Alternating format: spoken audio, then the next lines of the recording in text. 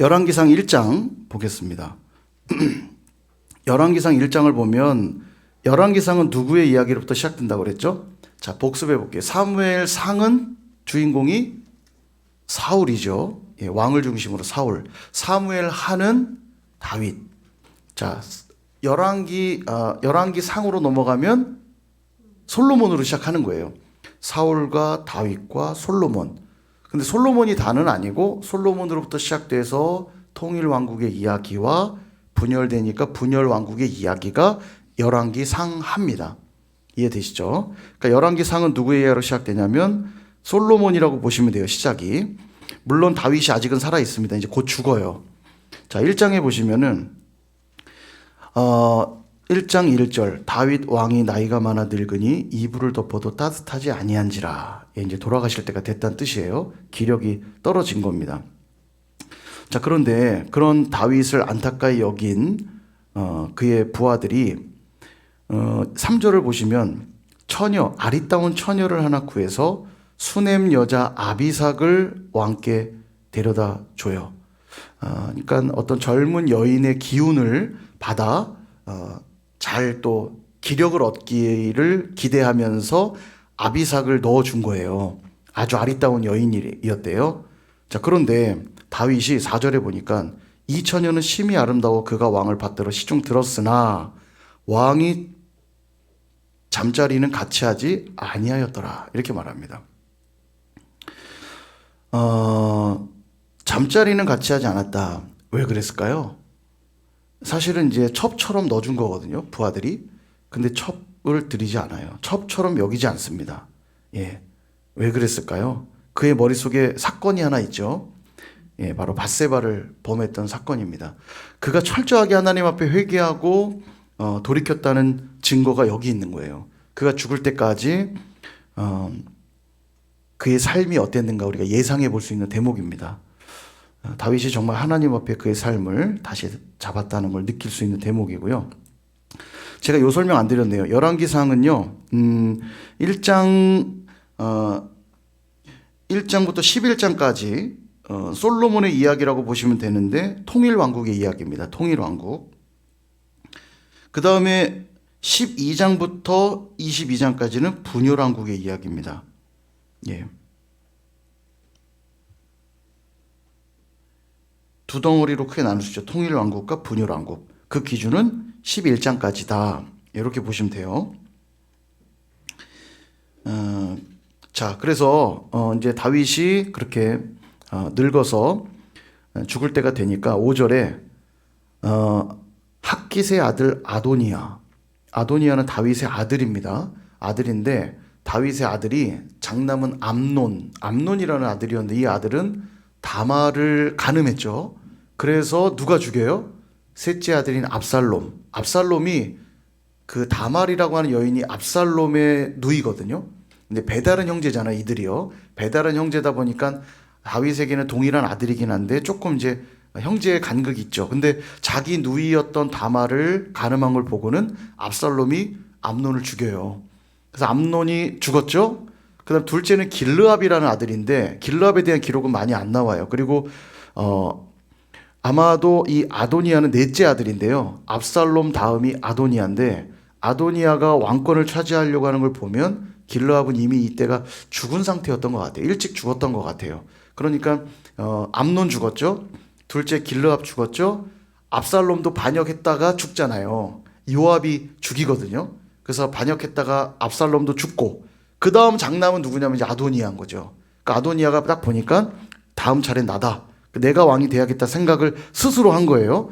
그래서 5절에 보니까 내가 왕이 되리라. 스스로 자기를 높여서는 병거, 기병, 호위병 50명을 준비합니다. 근데 6절의 말씀이 재밌어요. 압살롬 다음에 태어난 자인데 용모가 심히 준수했대요. 아도니아가. 그런데 그의 아버지가 다윗이죠. 다윗이 어찌하여 그리하였느냐라고 한 번도 그를 섭섭하게 한 일이 없었대요. 그러니까 어떤 면에서 아도니아가 뭐 잘했을 수도 있고요.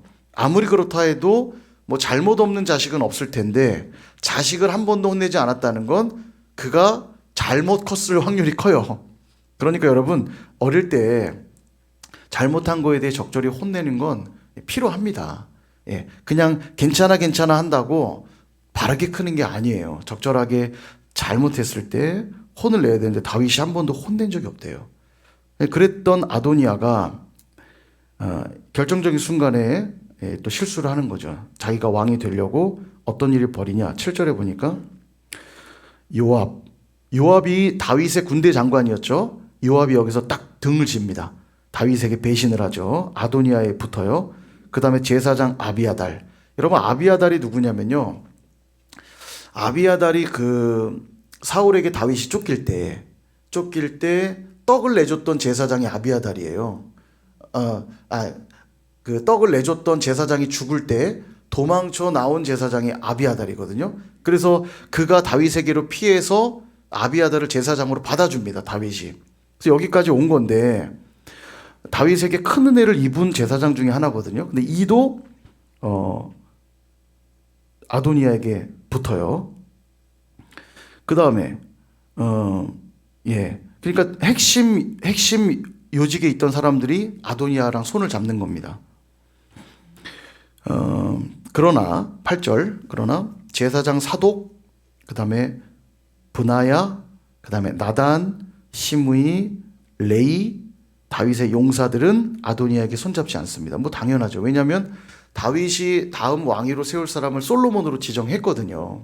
그러니까 하나님의 뜻을 알았던 다윗의 사람들은 대부분 배신하지 않았는데 실세였던 요압과 아비아달이 등져요. 근데 이들이 되게 중요한 사람들입니다. 요압이 군대 장관이죠. 아비아달이 제사장이죠. 그럼 아비아달은 왜 등 돌렸을까 생각해 보면 여기 지금 8절에는 사독이 있잖아요. 사독. 그러니까 원래 대제사장은 한 명인데 지금 다윗 왕국에는 아비아달과 사독 둘이 있어요. 왜 둘이 있냐면 이 사독이 그 원래 사울 왕가의 명맥을 이어오던 제사장의 후예로 보입니다. 이 사독은요. 아비아달은 도망쳐 나와서 품은 제사장이잖아요. 도망쳐 나왔기 때문에 대제사장을 세워놨는데 통일 왕국이 되다 보니까 원래 명맥을 잇던 대제사장의 후예인 사독도 생긴 거죠. 그러니까 대제사장이 둘 되니까 아마도 아비아달이 늘 사독을 성경의 기록 보면 사독이 늘 앞장 세워져 있거든요. 그러니까 아비아달이 뭔가 다윗 왕가에서는 자기가 제사장 역할을 단독적으로 하기 어려울 거라 생각하니까 아비아달에게 붙은 것 같아요. 요압도 마찬가지입니다. 요압도 압살롬 죽였죠. 미운 짓을 좀 하거든요. 그리고 죽이지 말라고 명령했는데도 사울의 아들이었던 그 왕으로 세워졌던 그 막내 아들 이스보셋도 이 요압이 죽이고 또 그 이름이 너무 많이 나오고 헷갈리죠. 예. 여하튼 요압과 아비아달이 배신한 이유는 자기들의 정치적인 명망을 이어가려고 했다라는 걸 제가 설명드린 거예요.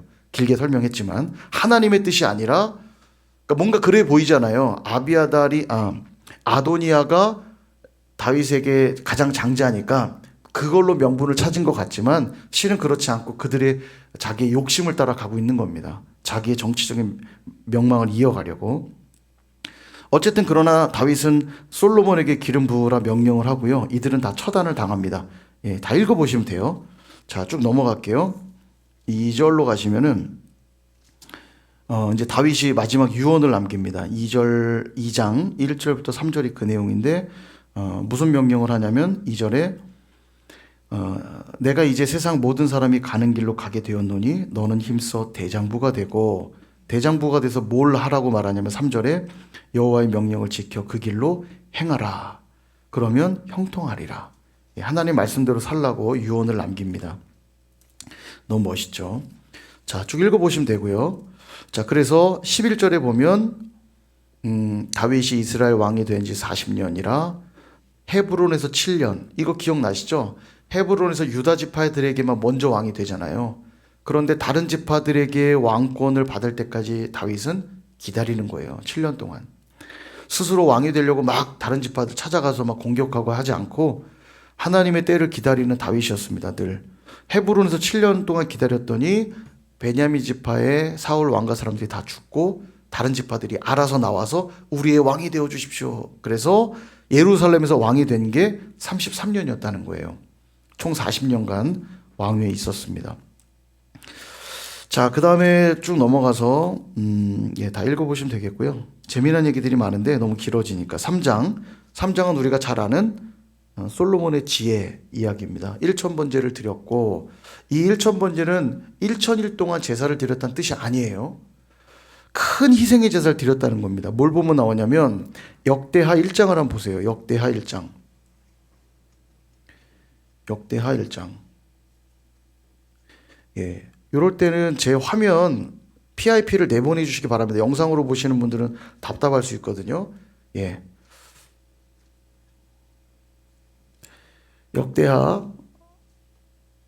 역대상은 주인공이 누구라고 그랬죠?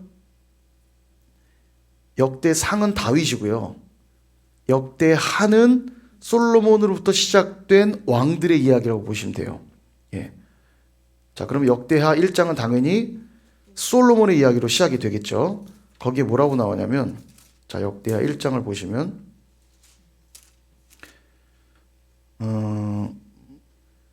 6절을 보세요. 여호와 앞 곧 회막 앞에 있는 놋 제단에 솔로몬이 이르러 그 위에 1000마리 희생으로 번제를 드렸더라. 그러니까 얼마나 큰 희생 제사를 드렸는지를 말해주는 거예요. 1000번제라는 게 1000마리의 제물을 드렸다는 거예요. 그러니까 1000일 동안 제사했다는 뜻이 아니고 1000마리의 희생을 드렸다는 뜻입니다. 1000마리의 희생. 이게 이제 많이 오해되기 때문에 강조를 드리는 거예요. 그러니까 1000일 동안 정한 수 떠놓고 이렇게 빈 게 아니고요. 1000일 동안의 어떤 정성을 보였다는 뜻이 아니라 1000마리의 희생으로, 물론 큰 제사죠. 큰 희생의 제사는 맞는데 1000마리의 제사를 드렸다는 뜻이에요. 그렇게 제사를 드리고 꿈을 꾸죠. 내가 너에게 뭐 해줄까? 그랬더니 제게 듣는 마음 주세요. 이렇게 말하죠. 저는 작은 아이라 출입할 줄을 알지 못하고 이 많은 백성들을 헤아려 다스릴 수 있는 자가 못 되오니 종에게 듣는 마음 주세요. 이렇게 말해요. 듣는 마음이 그렇게 중요한 겁니다. 하나님께 들어야 되고요. 백성들의 소리를 들어야 되잖아요. 이제 겸손함의 핵심이 듣는 마음이고요. 경청한다라는 거의 핵심은 순종에 있다고 제가 말씀드렸잖아요. 여러분, 경청하시기 바랍니다. 제가 목이 너무 말라요. 목이 말라요. 이걸 경청한 사람들은 물을 떠오겠죠. 예. 그래서 경청의 핵심은 순종이에요. 이 제 얘기를 귀담아 들었다면, 물 갖다 드려야겠는데? 하고 막 갖고 나오겠죠. 예, 경청의 핵심은 순종. 듣는 마음의 핵심은 역시 순종하고자 하는 마음이에요. 하나님의 뜻에 순종하고 백성들의 마음을 헤아려 하나님께로 인도하는 그런 왕이 되고 싶어 하자. 하나님이 그에게 지혜만 주신 게 아니라 그가 구하지 않은 것도 다 주셨다고 그랬어요. 그래서 지혜는 모든 걸 얻는 것과 똑같습니다. 지혜는 너무 중요해요. 우리 살면서 느끼잖아요. 지혜가 얼마나 중요한지. 기도할 때 늘 구하십시오. 하나님 제게 듣는 마음을 주세요. 분별하는 지혜를 주세요. 늘 구하십시오. 지혜가 없는 사람은요, 마른 땅에 쩍쩍 갈라진 바닥과 같아요. 그 사람 만나면 너무너무 힘이 들어요. 대화에도 힘들고, 같이 일해도 힘들고, 뭘 해도 힘들어요. 이 지혜가 없는 사람하고 만나면요. 여러분, 지혜 있는 사람 되는 게 참 중요합니다. 그러면 그 솔로몬의 지혜의 내용이 뭔가? 16절부터 그 얘기 나와요. 솔로몬의 재판. 왜 재판 이야기를 바로 두고 있냐면, 솔로몬이 받은 지혜가 바로 이거라고 보여주고 있는 겁니다. 그 유명한 얘기 아닙니까? 창기 둘이 아이를 비슷한 시기에 낳는데 그 중에 한 여인이 술이 잔뜩 취했는지 자기 아이를 깔아뭉개 죽이고는 그걸 덮으려고 다른 창기의 아이를 몰래 뺏어다가 바꿔치기 하죠. 이것 때문에 재판을 하는데 솔로몬이 뭐라고 판결해요? 아이를 칼로 갈라라. 이렇게 하자. 진짜 엄마가 마음이 불붙는 것 같아서 견딜 수가 없는, 내 새끼가 죽잖아요. 내가 아는데, 저게 진짜 내 아들이라는 거 아는데 내 새끼 죽으면 안 되니까 왕이여 저 여인에게 주십시오. 그렇게 말하죠. 그러니까 저 여자가 진짜네. 여기에서 사람들이 하나님의 지혜를 보고 두려워했다고 말하거든요. 그 하나님의 지혜가 뭐냐? 하나님의 지혜가 바로 그 내용입니다. 그 여인에게 하나님의 지혜가 나타났잖아요. 솔로몬이 그 지혜를 끄집어낸 거 아닙니까? 하나님의 지혜가 뭐냐면 이 여인이 자기 아들을 살리기 위해서 아들을 내어주죠. 어쩌면 그 여인의 마음에서는 이미 아들을 죽인 거예요. 평생 아들 죽인 여인으로 살기로 결정한 거죠. 그 재판이 그대로 끝나면 평생 저 미련해갖고 자기 자식 깔아뭉개 죽인 여자, 평생 그렇게 오해받고 살아야 될 거 아닙니까? 그럼에도 불구하고 자기 아들을 살려야 되니까, 내가 오해받는 게 뭐가 그렇게 중요해요? 내 아들 살려야 되니까 내 마음에서 사랑하는 내 아들을 죽인 거죠. 여러분, 이게 뭐와 닮아 있어요? 우리 하나님과 닮아 있잖아요. 하나님이 우리 인생들, 우리 아들 같은 자식, 우리 백성들, 하나님의 자녀들 우리 살리시려고, 죄로 인해 다 죽을 수밖에 없는 우리를 살리시려고, 우리 살리려고 당신의 아들을 내어주시는 거 아닙니까? 여기에 하나님의 지혜가 있는 거죠. 그래서 우리 삶에 지혜롭다는 건 뭐냐면 잔머리 잘 굴리고 잔꾀를 잘 굴리고 이게 지혜가 아니고요. 매번 내가 죽기로 결정하는 자리로 가는 거예요. 그리스도 때문에, 그리스도 때문에 영혼을 살리기 위해, 생명을 살리기 위해 기꺼이 내가 죽어지는 자리로 갈 때 이 소리를 늘 우리가 들어야 되는 거예요. 이 음성을, 하나님의 음성을 듣는 마음, 매 순간 겸손하게 그 음성을 들으며 자기를 부인하고 자기 십자가를 지고 가는 사람들이 하나님의 지혜가 그들에게 나타나는 거예요. 그들은요, 사랑받고 칭찬받게 돼 있습니다. 그들이 많아지면 많아질수록 그 공동체는 평안과 기쁨이 가득하고요, 부흥의 은혜가 있어요. 제가 요즘 많이 묵상하는 건데, 강을 건널 때 강에요, 징검다리가 촘촘하게 아주 깨끗하게 만들어진 징검다리, 디딤돌들이 착착착착 놓여 있으면, 촘촘하게 놓이면 놓일수록 모두가 그 은혜의 강물을 평안히 누릴 수 있어요. 그러니까 공동체 안에 이 디딤돌들이 많으면 하나님의 은혜가 넘쳐요. 그 공동체는. 근데 디딤돌이 뜨문뜨문 있을 뿐만 아니라 모난 돌만 놓여 있는 거예요. 모난 돌만. 밟을 수 없는 삐죽삐죽 튀어나온 돌만 강물에 가득하다. 그러면 그 은혜의 강을 건널 수가 없어요. 그 공동체가 뻑뻑한 공동체고요. 은혜가 없는 공동체예요. 가면 힘들어요. 안 가고 싶어요. 기왕이면 한 번 더 가고 싶은 게 아니라 기왕이면 한 번 덜 가고 싶어요. 안 갈 수는 없으니까 가긴 가는데 너무 힘들어요. 그런 공동체가 되면 안 됩니다. 그러면 디딤돌과 같은 게 촘촘히 놓여진 공동체, 어떤 공동체냐? 오늘 이 솔로몬의 지혜가 많은 공동체. 내가 죽어지고 생명을 살릴 수 있다면, 우리 공동체가 세워질 수 있다면 기꺼이 내가 희생하고 헌신하며 내가 디딤돌이 되기로 결정할 때, 이런 사람들이 많아질 때 이 공동체에 오는 많은 이들이 뭘 누려요? 은혜를 누리는 겁니다. 은혜의 강물을 편안하게 건너는 거예요. 예, 그래서 저와 여러분이 좀 그런 디딤돌이 되었으면 좋겠어요. 아멘. 예, 솔로몬의 지혜를 늘 기억하시고 지혜로운 사람 되시길 축복합니다. 이 솔로몬이 얼마나 지혜로웠냐면요, 4장 30절 보시면, 29절 보시면, 하나님이 솔로몬에게 지혜와 총명을 심히 많이 주시고 또 넓은 마음을 주시되 바닷가에 모래같이 하셨대요. 그래서 지혜의 또 하나 핵심 포인트는 넓은 마음입니다. 넓은 마음. 지혜로운 자들은요, 마음이 넓어요. 저도 늘 기도하는 내용 중에 하나예요. 하나님 제게 넓은 마음을 주시고, 예, 지혜가 있는 자들이 할 수 있거든요. 내가 죽어지면 다 이해하고 용납할 수 있거든요. 넓은 마음을 갖게 돼요. 얼마나 넓냐면 바닷가의 모래같이. 엄청나잖아요. 바닷가의 모래를 어떻게 헤아리겠어요? 그래서 여러분 기억하십시오. 지혜는 내가 죽어지고 넓은 마음을 갖는 거예요. 그런 사람들이 많아야 돼요. 너그러 이해하고 용납하는 공동체에 필요한 것 같아요. 늘 저도 이 말씀 생각하면서 저의 부족함들을 늘 깨달아요. 하나님 제게 넓은 마음을 주십시오. 그래서 30절, 솔로몬의 지혜가 동쪽 모든 사람의 지혜와 애굽의 모든 지혜보다 뛰어나서 얼마나 대단하냐면 32절, 잠언을 3,000가지를 말했고 그의 노래는 1,005편이래요. 엄청나죠? 제가 쓴 노래가 그래도 한 8, 90곡 정도 되거든요. 꽤 많죠? 유명해진 게 한 개도 없다 보니까 여러분 관심 없겠지만 제가 나름 쓴 노래가 한 90곡 정도 돼요. 근데 이 1,005편이면 야, 대단하다 싶어요. 1,005편. 저작권료만 먹고 살기에 충분하다. 대단합니다. 이게 다 하나님이 주신 지혜로 그가 말하지 않은 게 없대요. 이런 지혜를 가졌던 사람이 있죠? 바로 아담이 동물들의 이름을 지었는데, 여기 33절에 보면 솔로몬은 초목에 대하여 말하고 레바논의 백향목으로부터 담에 나는 우슬초까지 하고 짐승과 새와 기어다니는 거 물고기에 대하여 말했대요. 아담이 보여준 지혜와 비슷하죠. 그래서 5장은 성전 건축을 준비하는 이야기인데요. 읽어보시면 되겠고요. 6장 성전 건축입니다. 이제 건축을 시작해요. 6장에서. 자, 근데 6장 1절에 좀 중요한 내용이 나오는데 보시면 이스라엘 자손이 애굽 땅에서 나온 지 480년. 역사의 기록이 기록되어 있습니다. 애굽에서 나온 지 480년 되던 해에 성전을 건축했대요. 480년.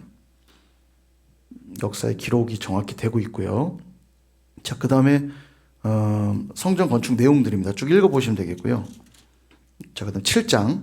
7장은 이제 성전을 지었으니까 그 다음은 왕궁을 짓습니다. 솔로몬 자기가 살아갈 왕궁. 근데 얼마나 짓냐면 1절을 보면 13년 동안 건축해요. 성전은 7년 동안 짓는데요.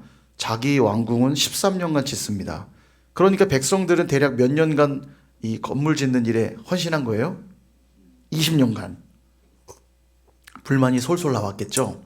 20년간 왕궁 지으면 이거 얼마나 고단했겠어요. 이제 여기서부터 이제 불만이 이제 싹트기 시작하는 겁니다. 근데 백성들을 잘 보듬질 않아요.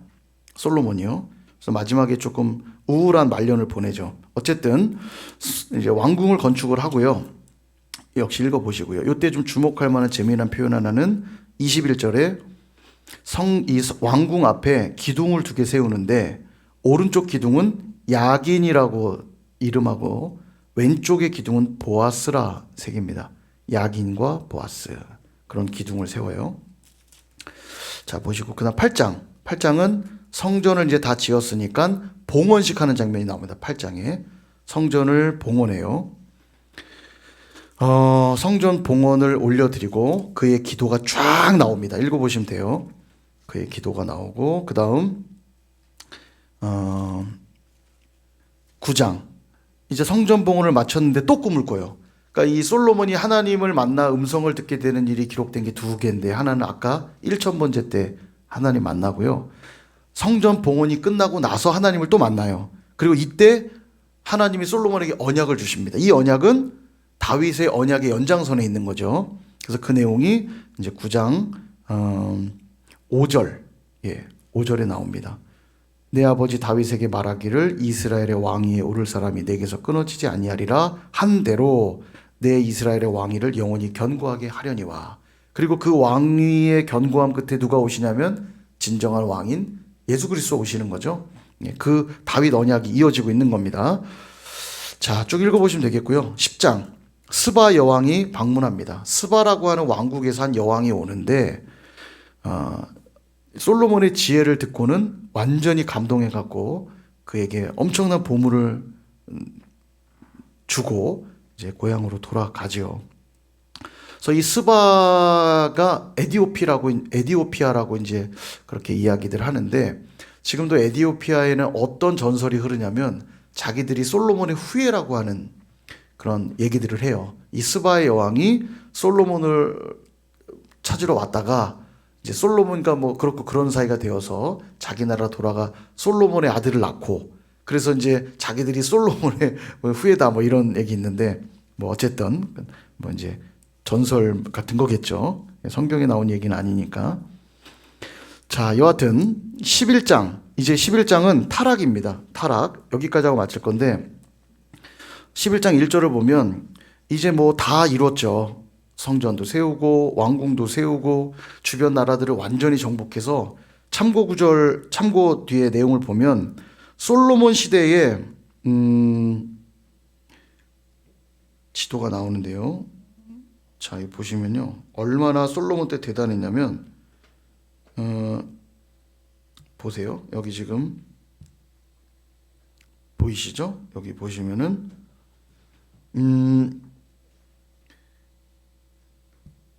요만큼이 다윗이 있을 때 차지했던 땅이에요. 다윗 시대에. 근데 솔로몬 시대는 이만큼이 더 확장됩니다. 이만큼. 솔로몬이 다윗보다 더 큰 영토를 차지하거든요. 그래서 가장 넓은 영토를 차지했던 시대를 뽑으면 솔로몬 시대예요. 그러니까 솔로몬 시대에 얼마나 태평성대, 물론 다윗이 다 이미 이루어놓은 거 위에 솔로몬은 숟가락만 얹은 정도죠.